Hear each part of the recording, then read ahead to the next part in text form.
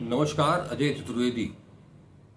आज भी हम लोग चर्चा करेंगे एसआईआर पर, वोट चोरी पर। सुप्रीम कोर्ट का जो मसला चल रहा है सुनवाई का, उसे आगे बढ़ाएंगे और वोट चोरी पर इंडिया गठबंधन क्या कर रहा है और इंडिया गठबंधन के साथ साथ राहुल गांधी के उस खुलासे के बाद बीजेपी किस तरह से अब राहुल गांधी के चक्रव्यूह में फंसने लगी है, इस पर भी बातचीत करेंगे।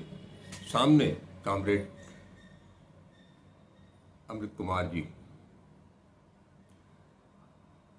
अमृत कुमार जी,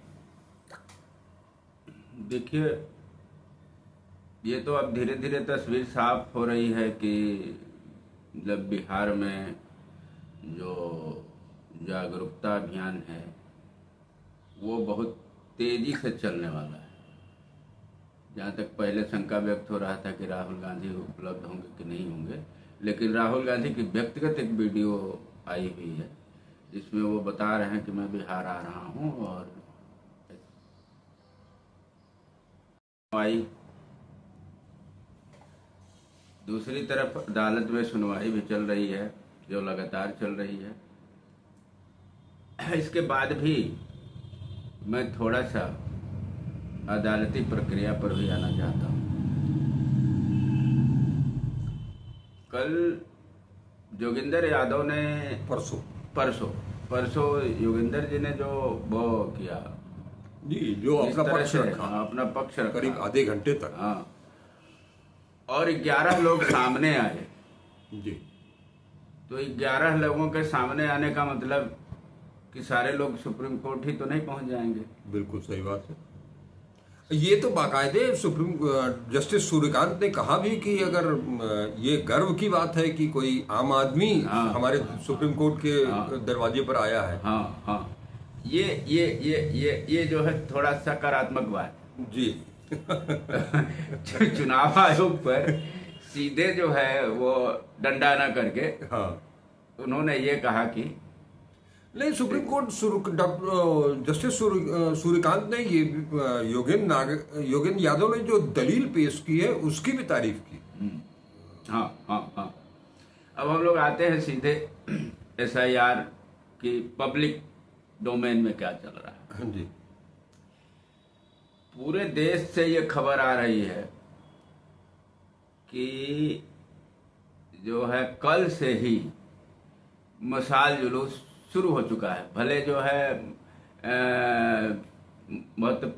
सबसे बड़ी विपक्षी पार्टी ने आज घोषित किया है। असल में इसका कार्यक्रम मैं बता दूं, कांग्रेस ने जो कार्यक्रम आप जिसका जिक्र कर रहे हैं, कांग्रेस ने जो कार्यक्रम घोषित किया है, मल्लिकार्जुन खड़गे के साथ जो मीटिंग हुई है उसके बाद फिर उन्होंने बताया था कि 14 तारीख की रात को मशाल जुलूस निकाला जाएगा। हालांकि कल भी मैंने अपने दर्शकों को ये बताया था कि 14 अगस्त की रात को मशाल जुलूस हर साल कांग्रेस निकालती है। इस बार जो मशाल जुलूस निकलेगा, उस मशाल जुलूस का एक शीर्षक दिया गया है, लोकतंत्र बचाओ। हाँ, ये आज का कार्यक्रम होगा। उसके बाद कांग्रेस ने जो 3 कार्यक्रम अभी अनाउंस किए हैं, जिसके बारे में अभी परसों ही कन्हैया कुमार ने जानकारी दी थी कि 14 तारीख की रात को, माने स्वतंत्रता दिवस की पूर्व संध्या पर मशाल जुलूस लोकतंत्र बचाओ, और 17 तारीख से, जैसा आपने अभी शुरुआती दौर में बताया था कि राहुल गांधी तैयार हो चुके हैं, उनका कन्फर्मेशन हो चुका है।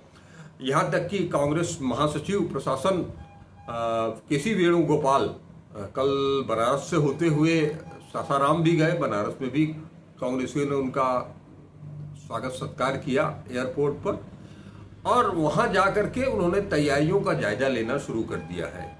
ये यात्रा 17 अगस्त से शुरू होगी और 23 जिलों से होती हुई 1 सितंबर को पटना पहुंचेगी, जहां गांधी मैदान में रैली होगी, जिसको कि सारे नेता। एक खास बात है कि इस जो यात्रा है, जो वोट अधिकार बचाओ इस यात्रा में पूरा इंडिया गठबंधन होगा। केवल ये राहुल गांधी की या कांग्रेस की यात्रा नहीं है, इंडिया गठबंधन की यात्रा है। दर्शकों को ये चीज समझ लेनी चाहिए। ठीक है, तैयारी के लिए किसी वेणुगोपाल वहां पहुंचे हैं, लेकिन सबसे ये जो शुरुआत में बात आई थी कि इसकी अगुवाई कौन करेगा, तो अगुवाई में पहले बात आई थी कि तेजस्वी करेंगे। अब चूंकि एक प्रेस कॉन्फ्रेंस के बाद से राहुल गांधी ने पूरे प्रेस कॉन्फ्रेंस और उनके नेतृत्व में दिल्ली में जो जिस तरह का विरोध हुआ, उसके बाद से ये चीजें कुछ बदली हैं। राहुल गांधी, तेजस्वी यादव, दीपांकर भट्टाचार्य, ये 3 नाम तो प्रमुख हैं इस यात्रा में का नेतृत्व करने वालों में। लेकिन माना यह भी जा रहा है कि इसमें पूरा इंडिया गठबंधन जरूर आएगा। कांग्रेस के जितने भी राज्यों में उनकी सरकार है, उनके चीफ मिनिस्टर भी आ सकते हैं। उत्तर प्रदेश के पूर्व मुख्यमंत्री अखिलेश यादव भी उसमें शामिल हो सकते हैं। तमिलनाडु से एमके स्टालिन के भी आने की बात है। और उम्मीद की जा रही है कि अगर ममता जी खुद नहीं आई तो वो अपने किसी प्रतिनिधि को जरूर भेजेंगी। और इसके बाद 1 सितंबर को जो रैली होगी, आप सबको अच्छी तरह से याद है कि ये जो ड्राफ्ट मसौदा घालमेल करके SIR का 1 सितंबर को जारी होने वाला है। उसी दिन पटना गांधी ऐतिहासिक गांधी मैदान में ये रैली होने जा रही है। उसके बाद 15 सितंबर से 15 अक्टूबर तक पूरे देश भर में सभी राज्य मुख्यालयों पर वोट चोर गद्दी छोड़ नारे के साथ, स्लोगन के साथ रैलियां आयोजित की जाएगी। जी, अब यहाँ तो इसमें तो कोई अब शंका ही नहीं है कि कौन नहीं आ रहा है। जी, सभी पहुंच रहे हैं। जो उपलब्ध होंगे सब पहुंचेंगे और सबका नुमाइंदा नजर आएगा वहां। अगर नहीं भी आ रहा है तो उसी मुहिम में ही लगा हुआ है, यह मान के चलना चाहिए। जी, अब कोई शंका नहीं होनी चाहिए कि ये तो कुनबा जो है ढह गया। जी, जी। मैं एक बार और कहा था कि ये कुनबा जो है बहुत सुसज्जित, संगठित और समझदार लोगों का कुनबा है। क्योंकि विपक्ष का रोल बहुत ही वो होता है, साधारण रोल नहीं होता है। ऐसे में अगर भानुमति का कुनबा होगा NDA की तरह, तब तो वो सफल नहीं हो पाएगा। और यह जनता जो है, यह किसी नेता का स्लोगन नहीं है, वोट चोर गद्दी छोड़ यह जनता का स्लोगन है। उसको जो है लिया गया है इसमें कि भाई ये लोकप्रिय जो है शब्द है और वाक्य है, इसको लेना चाहिए, और ले लिया गया। ठीक वैसे ही जैसे कि भारत जोड़ो यात्रा के दौरान एक स्लोगन आया था, नफरत के बाजार में मोहब्बत की दुकान। वो भी राहुल गांधी का स्लोगन नहीं था, कांग्रेस का स्लोगन नहीं था। तो अभी आप देख रहे हैं कि लोकतंत्र नाम रहेगा। 14 तारीख के शाम मशाल जुलूस निकलेगा, ये घोषणा हो रही है जी। लेकिन उस घोषणा से पहले भी लोकतंत्र बचाओ ही जो है मशाल जुलूस जगह जगह निकले, ये कल ही से निकलना शुरू हो गए। यानी कि जनता जो है, जो ये मेरे जैसा आदमी कह रहा था कि आप निकलिए तो लाखों लोग खड़े मिलेंगे, वो खड़े हैं, वो इंतजार कर रहे हैं। जी नहीं, खैर ये जो हम लोग आप बात कर रहे थे, हम सारे लोग बात कर रहे थे कि विपक्ष के लोग अकेले राहुल गांधी को छोड़ दिया जाए अगर, तो बाकी लोग केवल सोशल मीडिया के माध्यम से अपनी लड़ाई लड़ रहे हैं। लेकिन दिल्ली में जो विरोध मार्च निकला और दिन भर का जो माहौल रहा, उसने उन सारी चीजों को काफी पीछे छोड़ दिया है। नहीं, ये भी देखिए कि बिहार में ये भी जो है भ्रम फैलाने जैसा है, और गोदी मीडिया इस भ्रम भी फैलाने की कोशिश करेगी कि 17 से जो है संयुक्त कार्रवाई जो है शुरू, जी। और 18 को से एक पैरेलल शुरू बिहार में ही। तो बिहार में पैरेलल शुरू करने का मतलब ये है कि बिहार चूंकि ज्वलंत मुद्दा है, वहाँ चुनाव होने ही होने हैं। यह सत्ता मानेगी नहीं, एकदम बिल्कुल उसके लिए कटिबद्ध है कि हम सबको निकाल फेंकेंगे वोटर लिस्ट से और वोट कराएंगे। ऐसे में पूरा बिहार मथा जा सके, इसके लिए पैरेलल भी किया गया। और आने वाले समय में इन 15 दिनों में लोग बट जाएंगे। आप ये देखिएगा, लोग बट जाएंगे कि आप इधर चलेंगे या हम इधर चलेंगे। एक सीमा होगी हमारे बड़े नेताओं के चलने का, जो साथ कुछ समय आपको देंगे, 1 या 2 दिन दे दें, और अंत में वो पटना में सब इकट्ठा होंगे। है ना। एक चीज और बताया जाए कि एक और रिसर्च भी आ रहा है। जैसे ही यात्राएं समाप्त होंगी बिहार की, वैसे ही जो है राहुल गांधी ने करीब करीब संकेत दे दिया है। हाँ, राहुल गांधी ने तो संकेत दे दिया है। हाँ, दे दिया है। और खुलासा होगा, और खुलासा होगा। तो इसका असर क्या होने वाला है? नहीं, असर तो सामने दिखाई देने लगा है। एक ही प्रेस कॉन्फ्रेंस के बाद और एक सड़क पर उतर करके सारे विपक्ष ने जिस तरह से विधान संसद से लेकर के आयोग तक का जो मार्च था, उसके बाद से सत्ता पक्ष इतना बौखला गया है कि वो क्या कह रहा है, क्या कर रहा है, ये समझ में नहीं आ रहा है। अब आप सोच लीजिए कि राहुल गांधी महाराष्ट्र के चुनाव के बाद से लगातार चुनाव आयोग से डिजिटल मतदाता सूची और वीडियो फुटेज वो मांग रहे थे, लेकिन चुनाव आयोग ने कह दिया कि वीडियो फुटेज तो उन्होंने डिलीट कर दिया है। 45 दिन के बाद एक नया कानून लेकर के चले आए। उसके बाद वो कांग्रेस को नहीं दिया गया, एक पुलिंदा दिया गया 7 फुट ऊंचा, आप सबने देखा होगा। लेकिन वही चुनाव आयोग, हम कंफर्म नहीं है, लेकिन अनुराग ठाकुर के पास ये एग्जैक्ट सूचना 6 राज्यों की 6 दिन में एग्जैक्ट सूचना कैसे मिल गई। दूसरी चीज, खैर जैसे भी मिली हो, चुनाव आयोग ने उनको दे दिया, वो भी एक अच्छा काम किया। चुनाव आयोग ने परोक्ष रूप से, और बाकी जो अनुराग ठाकुर हैं उन्होंने बाकायदे बीजेपी के लिए बल्लेबाजी करते हुए खुद को हिट विकेट कर लिया कि भाई विपक्ष तो यही मांग कर रहा है ना, कि यही कह रहा है कि चुनाव आयोग जो काम कर रहा है वो ठीक नहीं कर रहा है। और अनुराग ठाकुर ने जो कहा है वो सामने उन्होंने भी बाकायदे एक तरह से समर्थन कर दिया।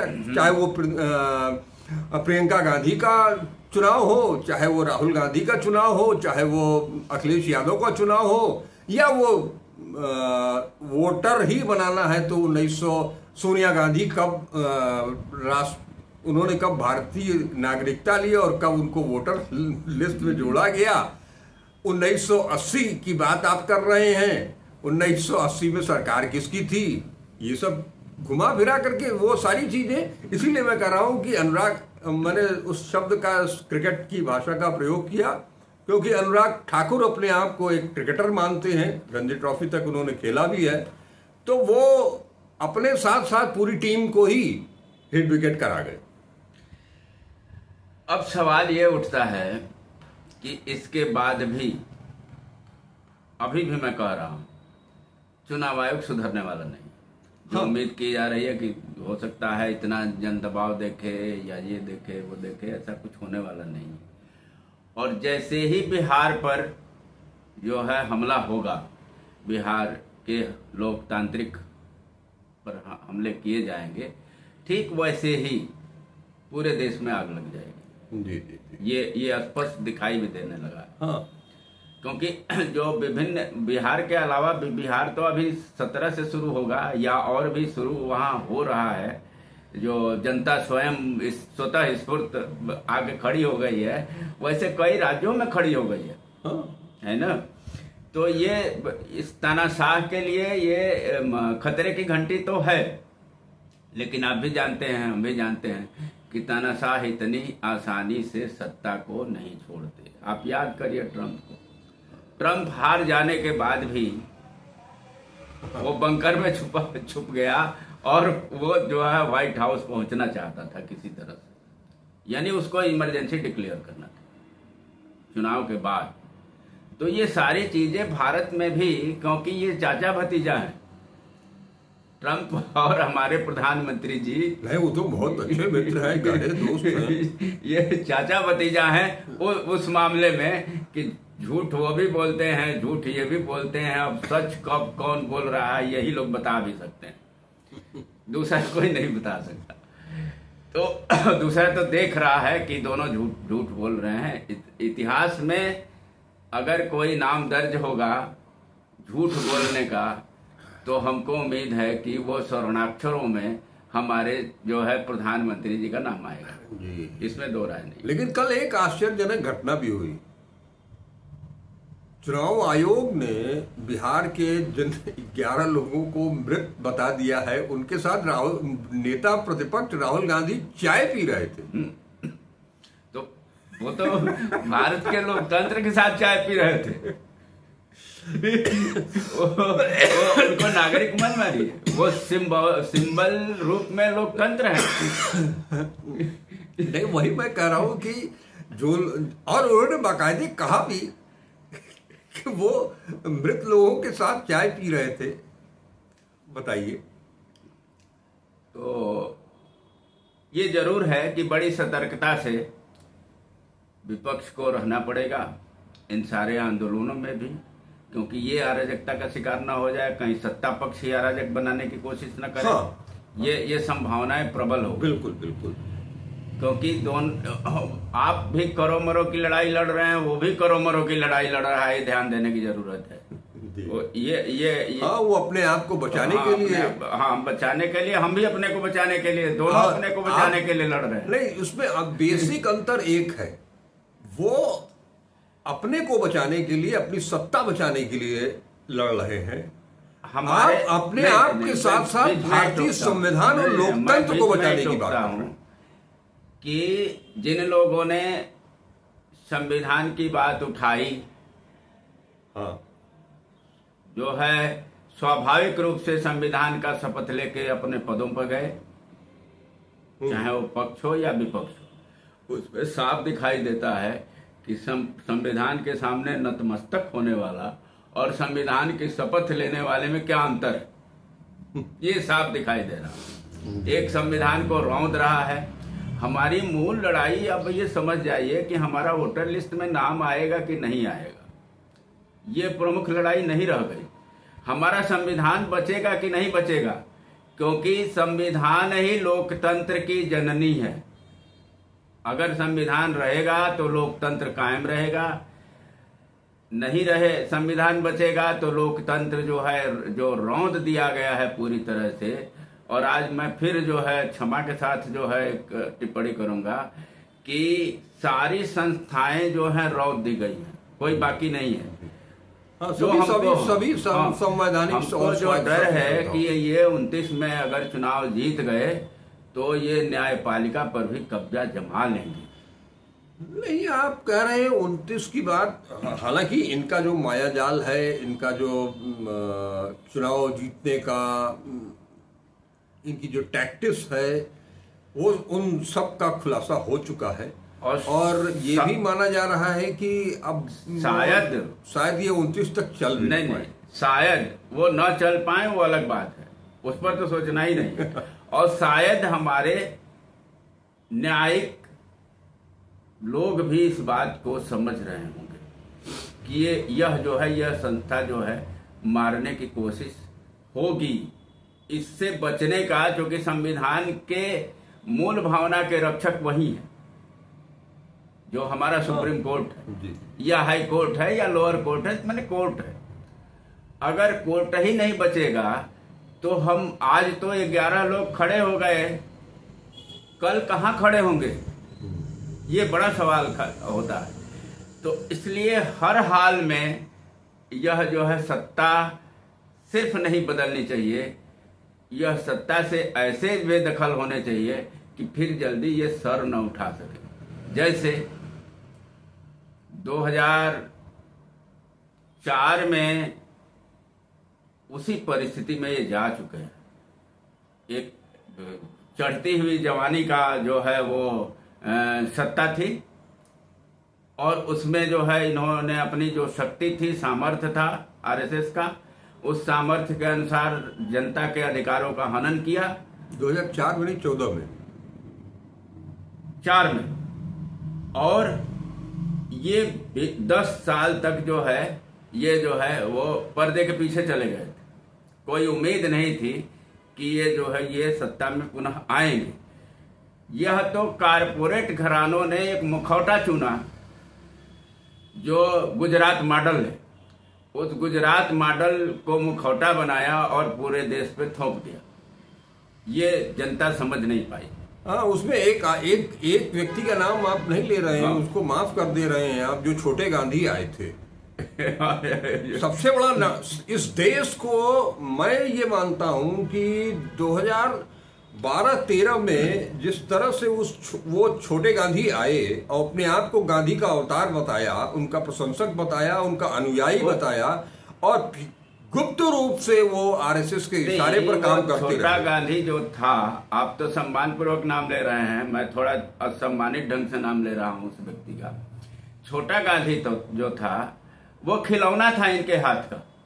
हाँ, और वो समय की नजाकत को देखते हुए एक ऐसे आदमी को जो अपने गांव गिराव में पानी वानी का कुछ वो जुगाड़ बना रहा था, जो कुछ स्वयं सहायता समूह बना के वो कुछ काम कर रहा था, मिलिट्री का रिटायर आदमी। वो तो जब उसका काम खत्म हो गया तो देखिए दूध की मक्खी की तरह निकाल फेंका इन सबों ने। उसे भी जो है कोई पूछने वाला नहीं है इनकी ओर से। और जो जनता जो है स्वतः स्फूर्त आंदोलन में आ गई, वह जनता भी जो समझदारी के साथ भी आए कि चलो अच्छा है, एक अच्छा काम हो रहा है, अच्छा मिशन के तहत काम हो रहा है, वो भी खड़े हो गए। और नतीजा एक भयानक कुचक्र के एक राजनीतिक परिवर्तन किया गया इस देश। हाँ, और आरोप लगाए गए। इसके पीछे कारपोरेट सेक्टर का एक बड़ा बैठक 2013 में हुआ गुजरात में, अहमदाबाद में, जिसके फाइनेंसर हमारे टाटा थे। ये महाशय जो हैं सारे कारपोरेट घरानों को बुलाए। उस समय अडानी का नाम कोई नाम लेवा कोई नहीं था, ने भी बुलाए और बल्क फंडिंग की। ये प्रमाण है कि बल्क फंडिंग की। उन्होंने ये कहा कि मीडिया हाउसेज पर कब्जा करो और जल्दी से ये सामने वाले को, जिसे पप्पू पप्पू पप्पू पप्पू घोषित करो, अन्यथा कल्याण नहीं है अब हम लोगों का। और पर्दे के पीछे चले गए। नहीं, देखिए एक चीज और भी है तो जो आपने बताया, मेरा मानना है कि इससे थोड़ा और पीछे जाइए आप। आपने 2004 का जिक्र किया शुरुआत में, और मीटिंग 2013 में आपने बताई। 2004 में राहुल गांधी सक्रिय राजनीति में आए, सांसद बने, और जहां तक मुझे याद है कि उसके तत्काल बाद ही भट्टा पारसोल का मामला आया, भूमि अधिग्रहण वाला, और उसको राहुल गांधी ने पकड़ लिया।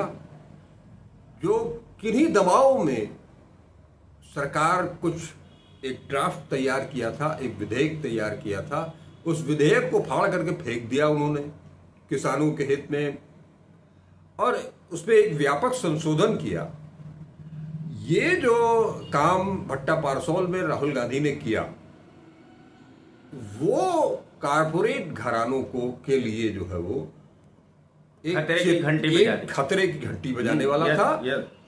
और वहीं से समूचा कारपोरेट घराना, सारे पूंजीपति, सारे उद्योगपति मिल करके उनको ये पता चल गया कि अगर ये आदमी आज नहीं कल प्रधानमंत्री की कुर्सी पर बैठ जाता है तो हमारी मनमानी नहीं चल पाएगी। और इसमें सहयोग आरएसएस ने किया जम करके। यही नहीं, अब वो आदमी प्रधानमंत्री की कुर्सी पर बैठता है नहीं बैठता है ये कोई मायने नहीं रखता। हाँ, आज की तारीख में तो कोई मायने नहीं रखता। कोई मायने नहीं रखता। लेकिन वह ऐसी शक्तियों के खिलाफ एक ऐसा विराट व्यक्तित्व बन के खड़ा हो गया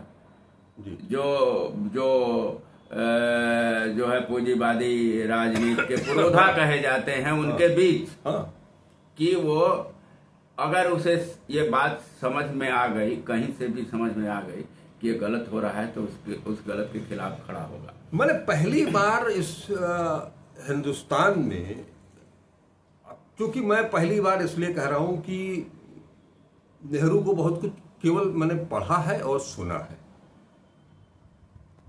और जब से मैं राजनीति को देख रहा हूं, ऐसी राजनीति में राहुल जिस रास्ते पर चल निकले हैं, मैंने सुना है, पढ़ा भी है, उनकी जो कुछ उनकी लेखनी है, उनकी कहानियां हमारे पास हैं, उसको देखने से जो लगता है कि वो एक समाजवाद और साम्यवाद दोनों को मिला करके और अपना एक रास्ता पंडित नेहरू ने बनाया था।